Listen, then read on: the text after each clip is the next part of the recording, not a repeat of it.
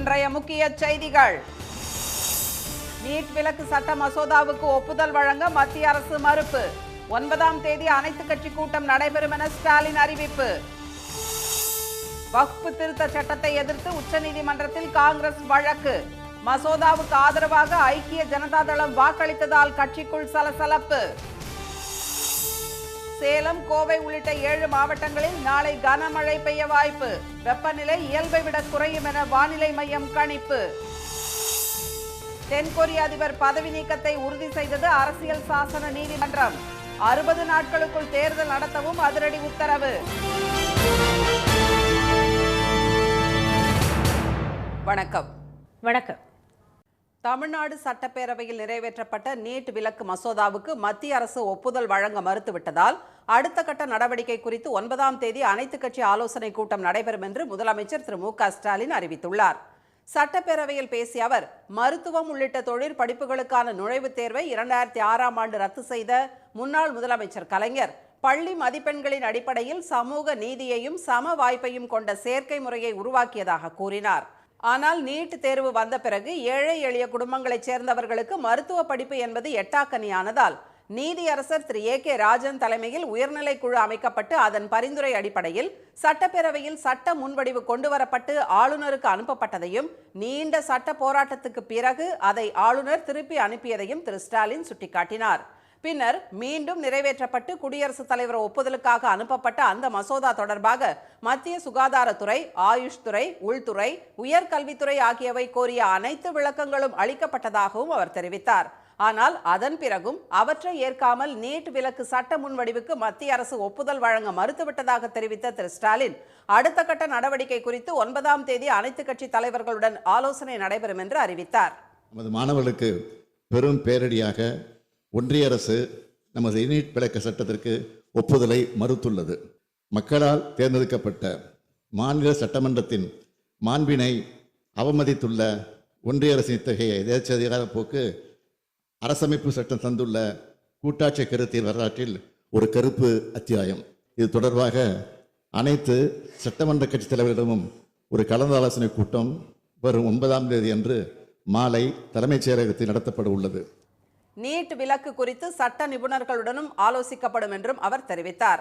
NEET தேர்வு பற்றிய தமிழ்நாட்டு மக்களின் எண்ணங்களையும் சட்டப்பேரவை தீர்மானங்களையும் மத்திய அரசு கருத்தில் கொள்ளவே இல்லை என்ற திரு ஸ்டாலின், மக்கள் அனைத்தையும் கவனித்துக் கொண்டிருப்பதாக கூறினார். மருத்துவராகும் கனவோடு பயிலும் லட்சக்கணக்கான தமிழக மாணவர்கள் மற்றும் பெற்றோரின் கனவை நனவாக்க தமிழ்நாடு அரசு உறுதியோடு அனைத்து சட்ட நடவடிக்கைகளையும் எடுத்து வருவதாகவும் முதலமைச்சர் தெரிவித்தார்.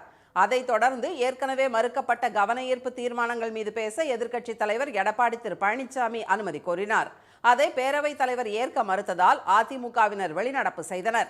தொடர்ந்து எம்புரான் திரைப்படத்தில் முல்லை பெரியாறு அணை குறித்து இடம்பெற்றுள்ள சர்ச்சைக்குரிய காட்சிகள் குறித்து தவாக உறுப்பினர் திரு வேல்முருகன் எழுப்பிய கேள்விக்கு பதிலளித்த முதலமைச்சர், திரைப்படத்தில் இடம்பெற்ற சர்ச்சைக்குரிய காட்சிகள் அனைத்தும் நீக்கப்பட்டு விட்டதாக தெரிவித்தார். வக்ஃபு வாரிய திருத்தச் சட்டத்தை எதிர்த்து உச்சநீதிமன்றத்தில் காங்கிரஸ் வழக்கு தொடர்ந்துள்ளது. வக்ஃபு வாரியத்திற்கு சொந்தமாக நாடு முழுவதும் சுமார் 1.25 லட்சம் கோடி சொத்துகள் உள்ளன. வாரியத்தின் நிர்வாக குழுக்களில் பெண்கள் மற்றும் இஸ்லாமியர் அல்லாதோரை சேர்ப்பது உள்ளிட்ட பல்வேறு திருத்தங்களுடன் கூடிய மசோதாவை மத்திய அரசு கடந்த ஆண்டு ஆகஸ்ட் மாதம் அறிமுகப்படுத்தியது. இதற்கு திமுக, காங்கிரஸ் உள்ளிட்ட கட்சிகள் கடும் எதிர்ப்பு தெரிவித்ததால் நாடாளுமன்ற கூட்டுக்குழு பரிந்துரைக்கு மசோதா அனுப்பப்பட்டது. அப்போது எதிர்க்கட்சிகள் முன்வைத்த 100க்கும் மேற்பட்ட திருத்தங்களை நிராகரித்த கூட்டுக்குழு பாஜகவின் 14 கோரிக்கைகளை ஏற்றுக்கொண்டது. இந்நிலையில் திமுக, காங்கிரஸ் உள்ளிட்ட இந்தியா கூட்டணி கட்சிகளின் கடும் எதிர்ப்புக்கு இடையே நாடாளுமன்றத்தின் இரு அவைகளிலும் வக்ஃபு சட்ட திருத்த மசோதா நிறைவேற்றப்பட்டது. வக்ஃபு சட்ட திருத்தத்துக்கு எதிராக உச்சநீதிமன்றத்தில் திமுக சார்பில் வழக்கு தொடரப்படும் என சட்டப்பேரவையில் முதலமைச்சர் திரு மு க ஸ்டாலின் நேற்று அறிவித்தார். இந்நிலையில் வக்ஃபு சட்ட திருத்தத்துக்கு எதிராக காங்கிரஸ் கட்சி இன்று வழக்கு தொடர்ந்துள்ளது.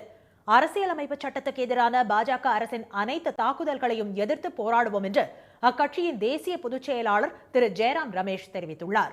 ஏற்கனவே குடியுரிமை திருத்தச் சட்டம், தகவல் உரிமை திருத்தச் சட்டம், தேர்தல் நடத்தை விதிகள் திருத்தச் சட்டம், வழிபாட்டு தலங்கள் தொடர்பான உத்தரவு ஆகியவற்றை எதிர்த்து காங்கிரஸ் வழக்கு தொடர்ந்ததையும் அவர் சுட்டிக்காட்டியுள்ளார். இந்நிலையில் வக்ஃபு சட்ட திருத்த மசோதாவுக்கு ஆதரவாக பாஜக கூட்டணி கட்சியான ஐக்கிய ஜனதா தளம் வாக்களித்ததற்கு எதிர்ப்பு தெரிவித்து அக்கட்சியின் மூத்த நிர்வாகிகள் இருவர் பதவியை ராஜினாமா செய்துள்ளனர். தங்கள் கட்சி ஒரு மதச்சார்பற்ற கட்சி என கருதிய பல லட்சம் இஸ்லாமியர்களின் நம்பிக்கையை ஐக்கிய ஜனதாதளம் இழந்துவிட்டது என்று அக்கட்சியின் சிறுபான்மை பிரிவு செயலாளர் திரு நவாஸ் மாலிக் கட்சி தலைவரும் பீகார் முதலமைச்சருமான திரு நிதிஷ்குமாருக்கு எழுதியுள்ள கடிதத்தில் தெரிவித்துள்ளார். மற்றொரு நிர்வாகியான திரு முகமது காசிம் அன்சாரியும் விலகல் கடிதம் அனுப்பியுள்ளதால் கட்சிக்குள் சலசலப்பு ஏற்பட்டுள்ளது. அக்கட்சியின் தேசிய பொதுச் செயலாளர் திரு குலாம் ரசூல் உள்ளிட்ட பலர் அதிருப்தியுடன் இருப்பதை பகிரங்கமாக ஒப்புக்கொண்டுள்ள செய்தி தொடர்பாளர் திரு ராஜீவ் ரஞ்சன் இது தொடர்பாக உயர்மட்ட அளவில் ஆலோசித்து தீர்வு காணப்படும் என தெரிவித்துள்ளார்.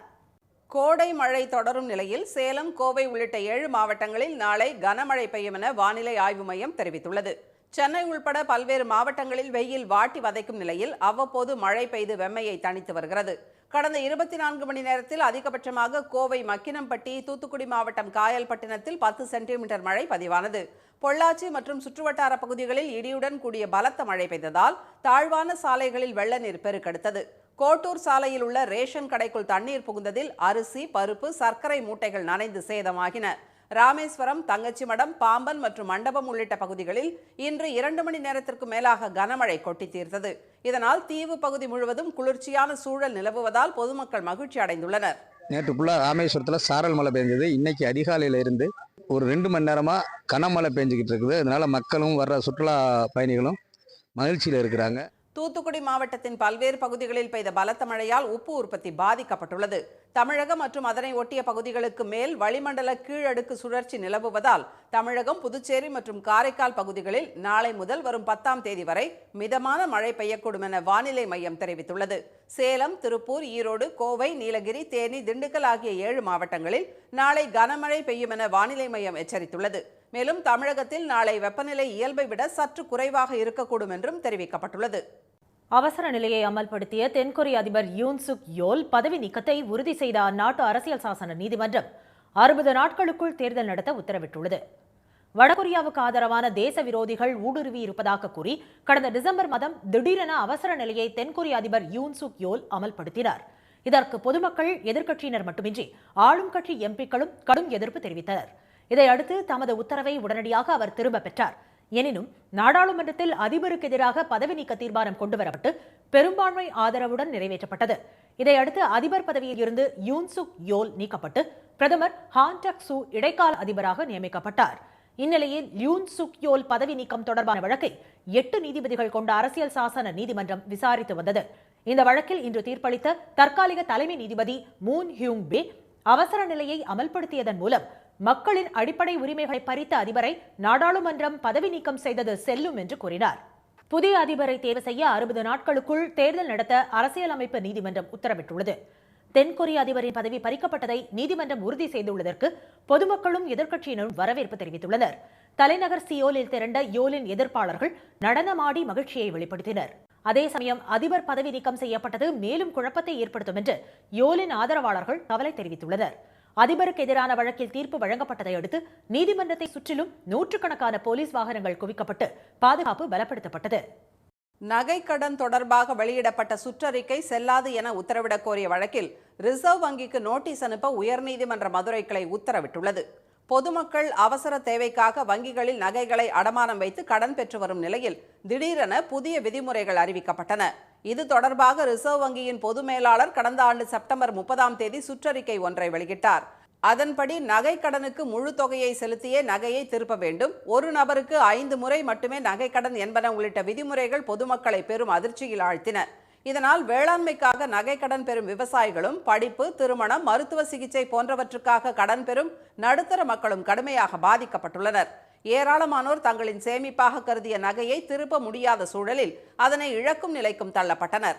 இதனிடையே ரிசர்வ் வங்கியின் சுற்றறிக்கையில் நகர்ப்புறங்களில் 1 கிராமுக்கு 5000 ரூபாயும், கிராமப்புறங்களில் 7500 ரூபாயும் நகைக்கடன் வழங்கப்படும் என்று பாரபட்சமாக கூறப்பட்டிருப்பது அரசியலமைப்பு சட்டத்திற்கு எதிரானது என்பதால் சுற்றறிக்கையை சட்டவிரோதமானது என்றும் செல்லாது என்றும் அறிவிக்க கோரி மதுரையைச் சேர்ந்த பிச்சைராஜன் என்பவர் உயர்நீதிமன்ற மதுரை கிளையில் வழக்கு தொடர்ந்தார். இந்த வழக்கு நீதிபதிகள் திருமதி நிஷா பானு, திருமதி ஸ்ரீமதி அமர்வில் இன்று விசாரணைக்கு வந்தது. அப்போது ரிசர்வ் வங்கியின் தலைமை பொது மேலாளருக்கு நோட்டீஸ் அனுப்ப உத்தரவிட்ட நீதிபதிகள் வழக்கு விசாரணையை 8 வாரங்களுக்கு ஒத்திவைத்தனர். இனி வருவது செய்தி துளிகள்.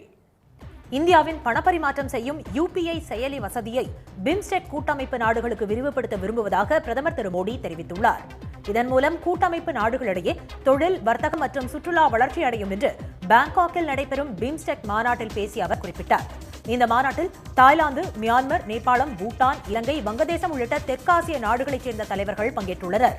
அறிவியல், தொழில்நுட்பம் உள்ளிட்ட துறைகள் கடந்த வாரம் நிலநடுக்கத்தால் பாதிக்கப்பட்ட மியான்மர் மற்றும் தாய்லாந்தில் மேற்கொள்ளப்படும் நிவாரணப் பணிகள் தொடர்பாகவும் அவர்கள் ஆலோசிக்க உள்ளனர். அமெரிக்க தொழிலதிபர் எலான் மஸ்கின் எக்ஸ் வலைதள நிறுவனத்துக்கு டிஜிட்டல் சேவை சட்ட விதிகளை மீறியதற்காக 8500 கோடி ரூபாய் அபராதம் விதிக்க ஐரோப்பிய ஒன்றியம் முடிவு செய்துள்ளது. சட்டவிரோதமான மற்றும் பொய்யான தகவல்கள் பரிமாற்றத்தை தடுப்பதற்கான இந்த சட்டத்தின் கீழ் அபராதம் குறித்த அறிவிப்பு விரைவில் வெளியாக உள்ளதாக தகவல்கள் கூறுகின்றன. மகாராஷ்டிராவின் குல்தாபாத்தில் உள்ள அவுரங்கசீப் கல்லறைக்கு பாதிப்பு ஏற்படுவதை தடுக்க அவுரங்காபாத் மாவட்ட நிர்வாகத்துடன் இணைந்து தொல்லியல் துறை நடவடிக்கை எடுத்து வருவதாக மாநிலங்களவையில் மத்திய அரசு தெரிவித்துள்ளது.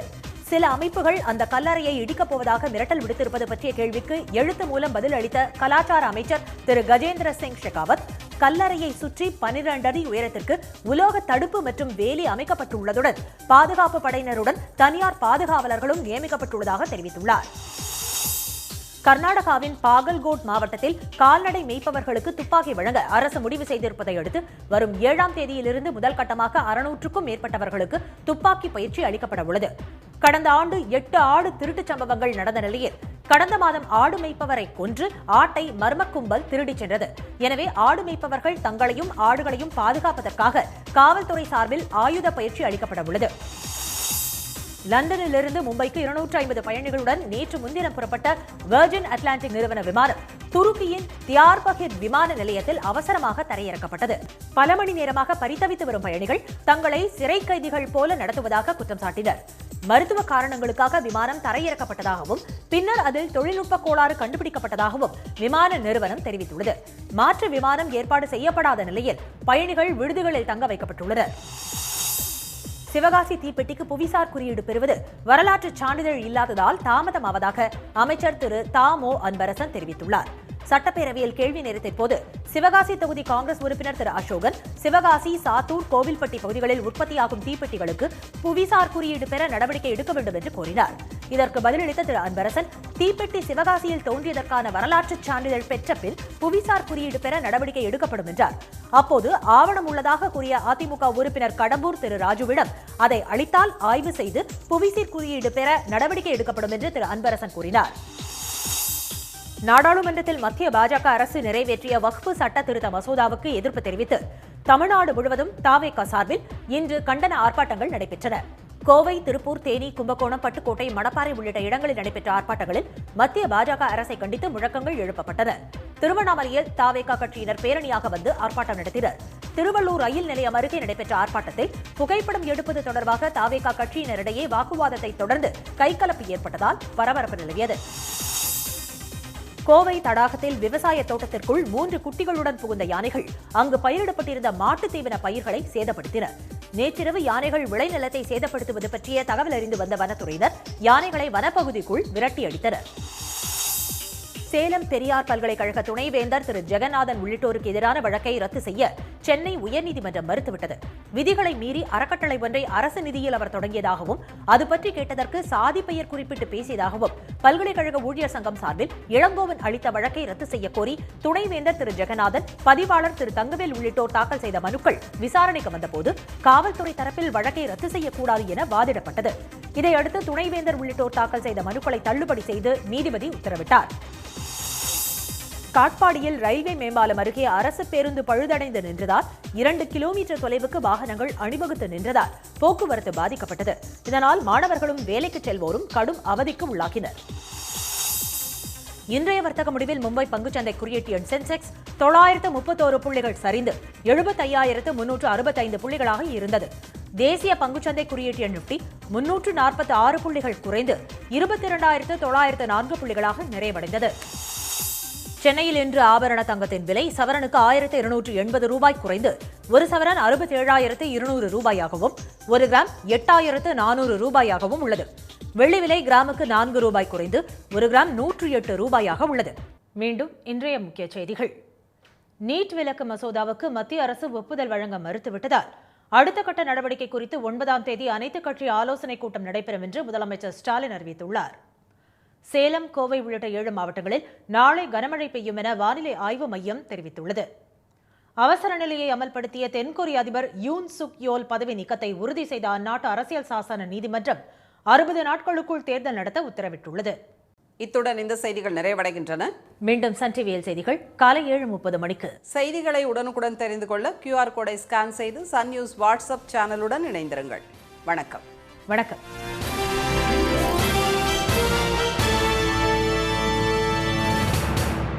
உடனுக்குடன் செய்திகளை தெரிந்து கொள்ள சன் நியூஸ் பெல் ஐகானை கிளிக் பண்ணுங்க.